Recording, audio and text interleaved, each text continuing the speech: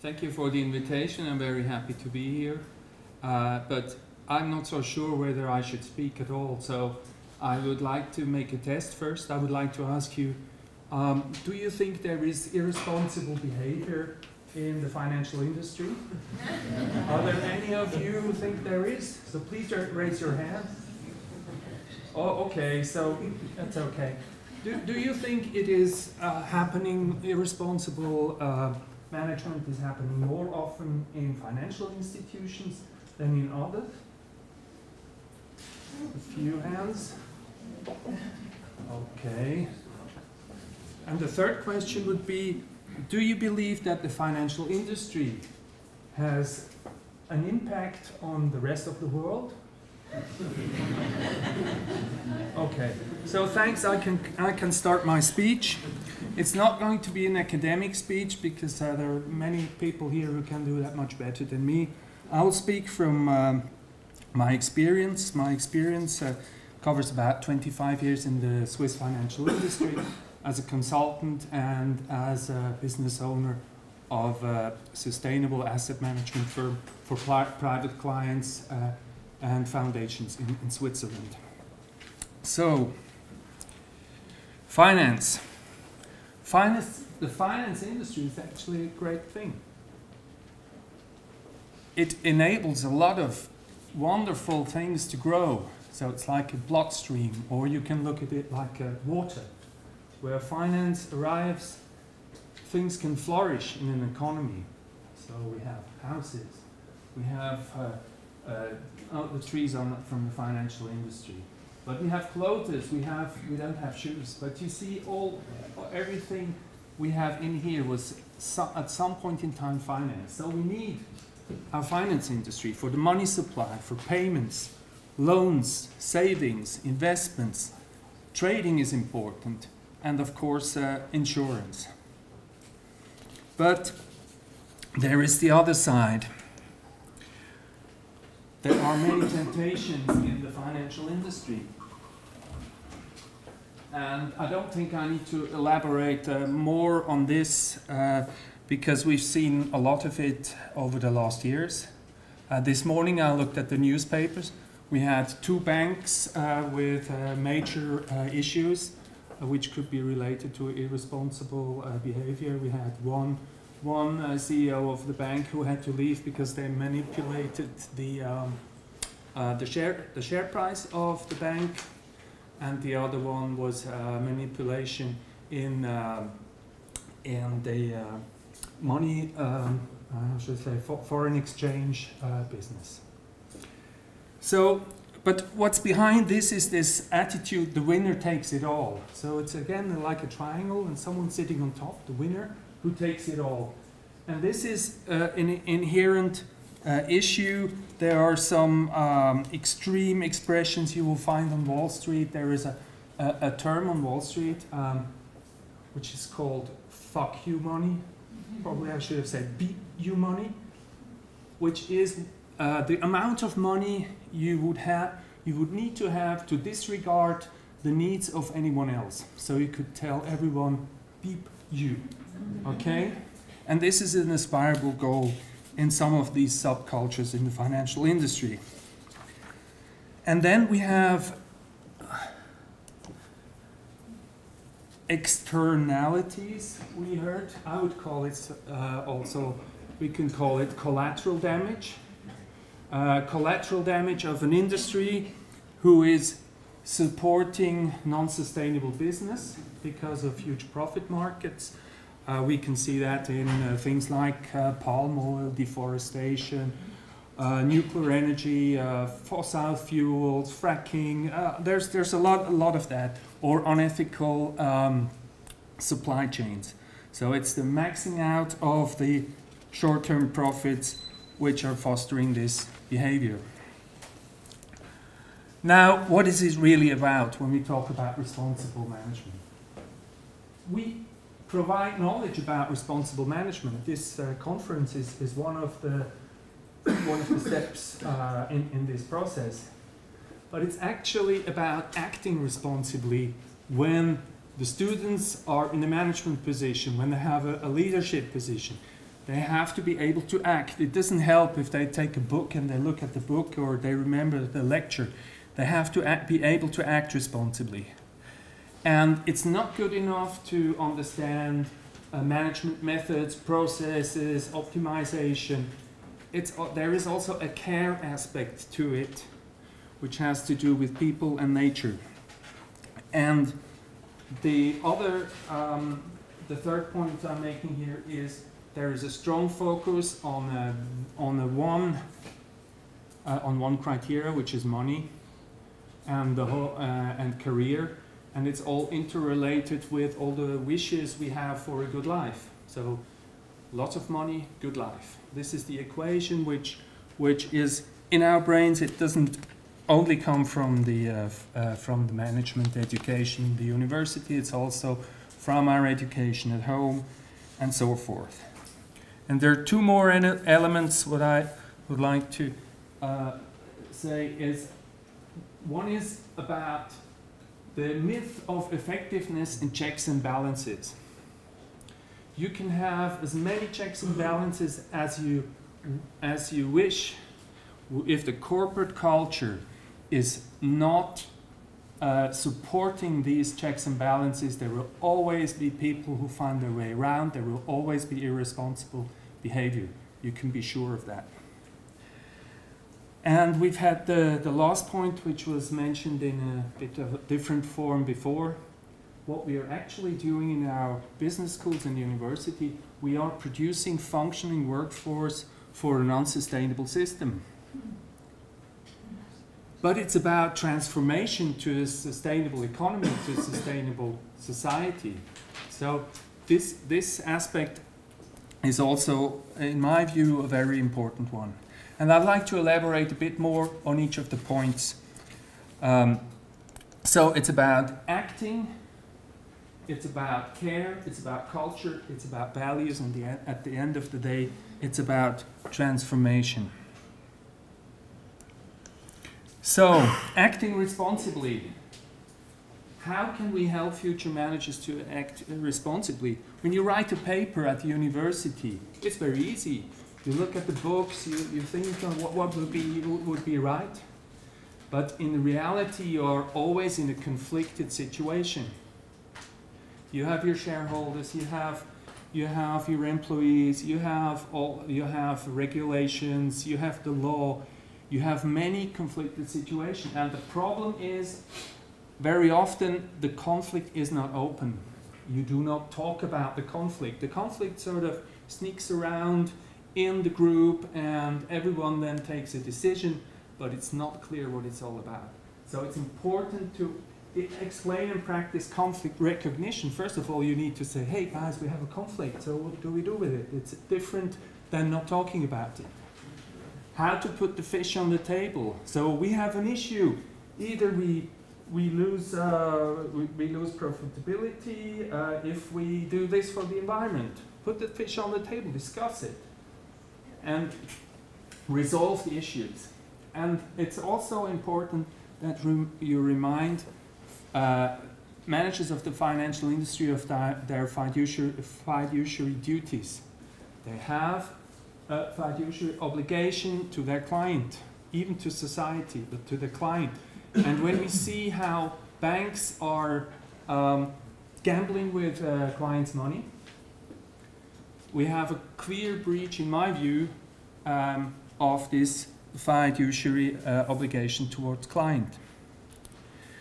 Then, last but not least, the principles, such as UN PRI, UN Compact, the principles of responsible agriculture investment, they should be known by the managers. So they have some sort of overarching reference point which they can use in discussions in the company, where they can say, okay, there is this guideline, and are we in breach with that guideline, or are we following that guideline? So there is a point of discussion and an external reference point, which is very important when you get into internal conflicts. And it's also, interesting and important to discuss non-negotiable no-goes. Just this, what is a non-negotiable no-go?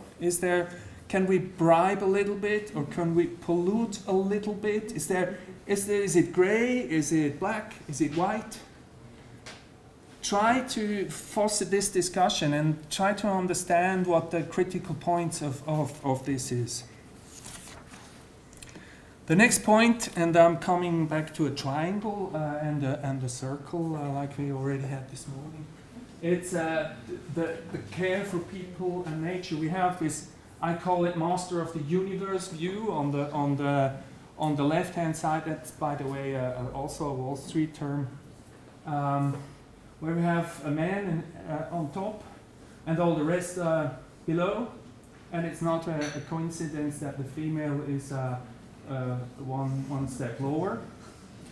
And then we have nature's concept, which is more a circular thing, where there are mutual dependencies. We are breathing the CO2 of the green plants out there. We give them the O2, the oxygen, and we give them our CO2. There is already a relationship, and there are relationships all over natures. And I think it's important to discuss this attitude, to talk about it. What is it? Why do we behave like this? Why don't we adopt maybe other principles? This principle here is now working for millions and millions of years, whereas this here is pretty new, okay? So here we are trying something, and here we have models of working together and developing our planet, which is proven for millions of years. So understand also the dependencies of the interactions. What does the financial industry do when they foster some sort of business? What has that to do with that? Nature on the right-hand side. Learn about the characteristic of responsible and sustainable investments. In November, I'm going to the University of St. Gallen. They have asked us to look with a finance student into how they can judge about the sustainability of companies. So we make cases with them, and so when they do that, they understand what are the issues. What are the issues? What do we do with our money if we invest in this company? What's the sort of decision? What's the sort of processes we foster? And learn also maybe about the give and take relationships. We have the word cooperation in circular processes in nature.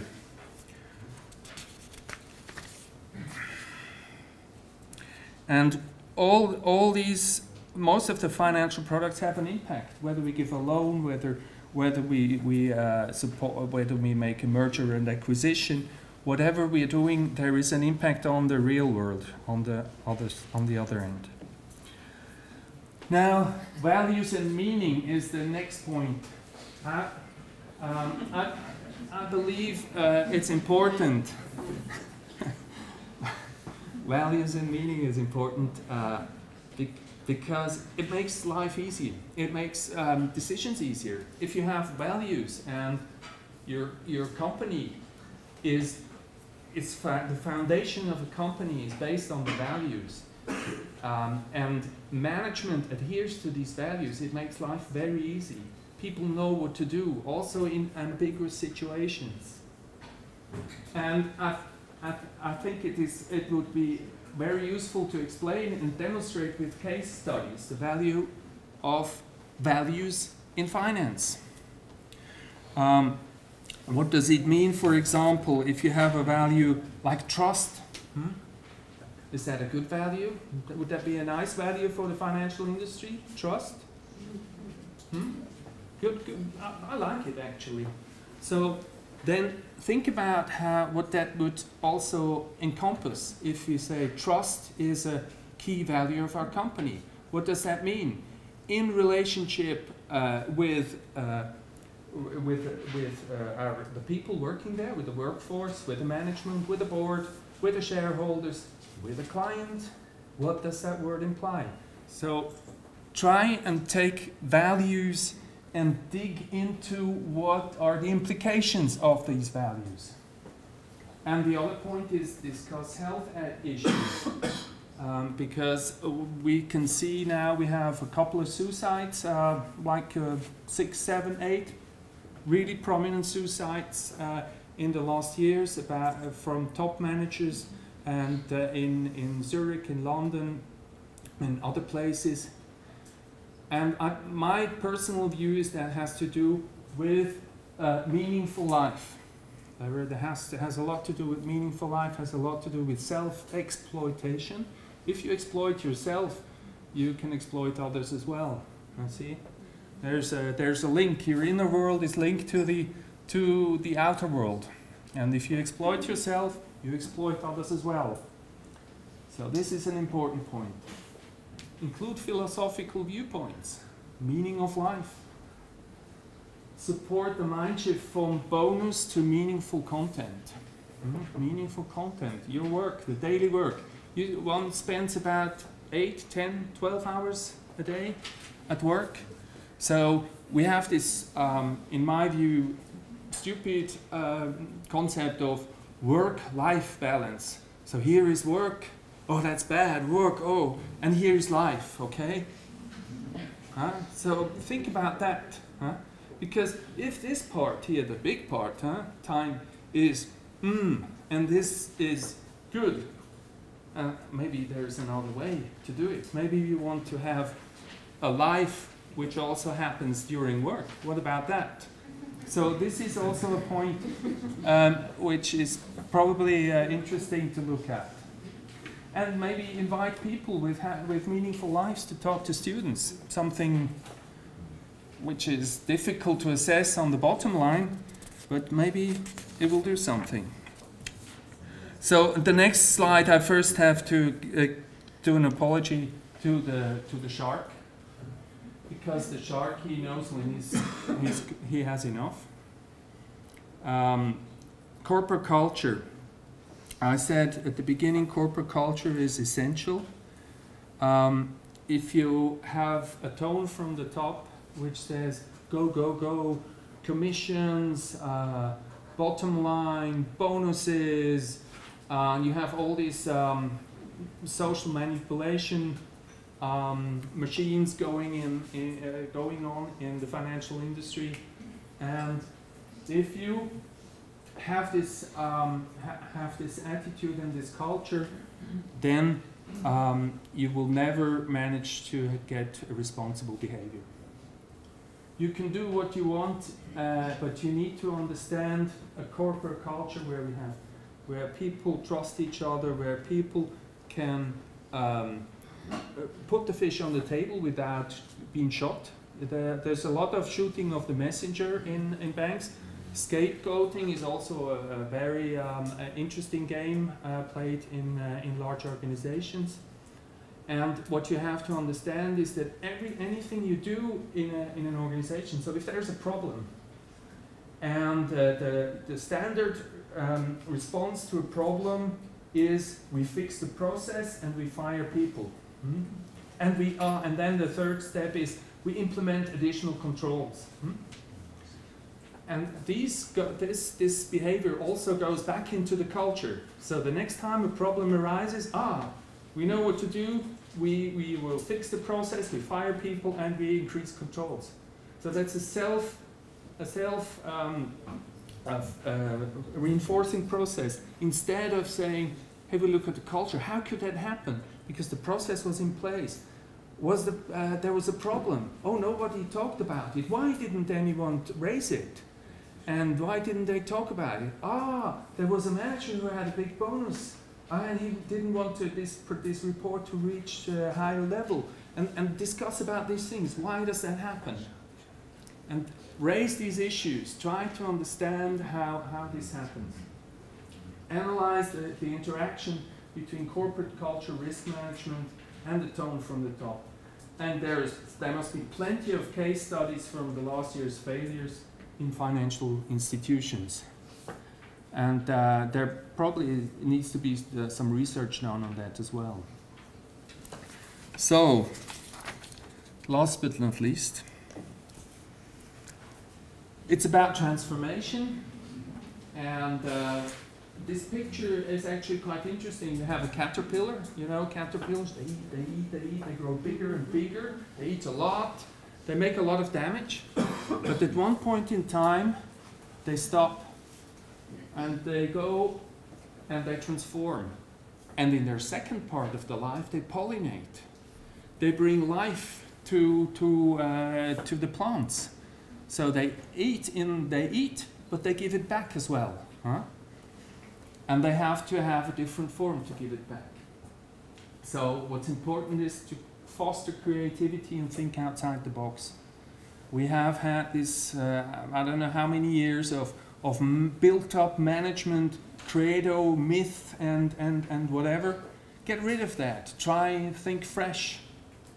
Develop and discuss new business models for financial institutions who have a pollination effect, who make things grow, sustainable things grow. And also it's important to inspire students to trust their feelings and intuitions and not just the numbers, because a number is not terribly creative. A number will not give you any new ideas. Numbers are good for calculating things, but numbers will not give you the direction. And last point I have here, encourage and support think tanks. Think tanks, there are many think tanks popping out now in universities, in communities, who have ideas, who would like to have a transformation impact on society. And if universities can support these, that would be another point. So, and I would like to end with a quote, which is, "The price of greatness is responsibility," from Winston Churchill. We want to be great, our students probably want to be great, and this is for me a motivation for everyone here to go at the next step. Thank you.